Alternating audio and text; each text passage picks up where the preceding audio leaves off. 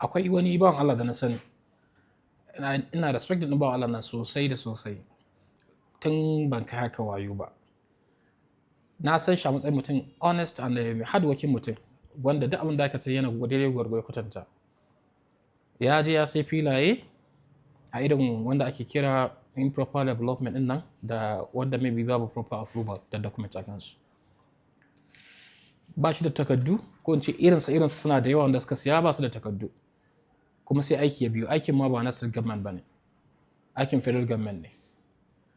At one point sun zo ana biyan su diya ta yadda aka ga dama saboda ba su da takardu, wataƙila ma aikin ba approval a kansa. Da suka zo inda suke karɓar wannan sai aka yi su hotel a nan ake biyan su ake ba su diyyar tasu. So daga baya da suka fara nuna rashin yadda su ta abu. So shi wannan wanda suka zo duk da na san ba da sanin gwamnati ba ne ko ta jiha ko ta tarayya. So amma dai saboda su wanda abin ya zo ta hannunsu sai zama cewar an maje ana biyan wannan diyyar sai aka kai su barikin sojoji. In kana son karɓi diyyar ka sai dai ka shiga cikin barikin sojoji karɓa. So ko da haƙƙinka ne za ka karɓa duk sanda ka ji an ce barikin soja za ka shiga ka je ka biya ka haƙƙinka, ma'ana duk abin da aka baka sai dai ka haƙura. Ba ka da dama ka ce a'a ba haka ba. So shi da ya ga ka da wannan asarar sai ce ya bar wa Allah. Haka yana gani aka share filayensu aka ɗora ta titin jirgin sama. Ba shi kaɗai ba ne, akwai da yawa irinsu.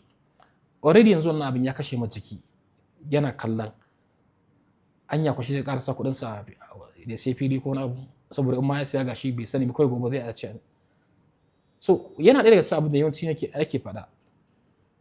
Ka sai abu a wajen wanda kasancewar mutum ne shi ko kamfani ne, idan irin wannan abin ya tashi zai kare maka haƙƙinka da 'yancinka. A matsayinmu na kamfani ba yanda za a yi musayan maka da abu kuma issue irin wannan a ce an zo za a yi aiki mu kyale ku a matsayinku na clients mu kawai ku je ku dinga fama da kanku. Ba mu ca muka yi muna da ƙarfi za mu yi yaƙi da gwamnati. Abin da muke cewa shine idan ya zama cewa tsintsiya dubu maɗaurin ki ɗaya zai zama cewa muna da power ta ku clients mu da kuma power da constitution ya bamu dama saboda mu karɓo muku haƙƙin da ya dace a baku. To shi yasa wani sa'in ko da yanda zaka siya ba kaga cewa wannan da na siya ba wai yanzu din ya siyan min da sauki. Zai iya kare min 'yanci na idan irin wannan abin ya faru. Maimakon a ce mutane su dinga sa tsoro a ransu akan irin wannan abu. Na fi so mutum ya kalla cewar so me ya faru a can? Menene darasin da shi ya faru a can wajen?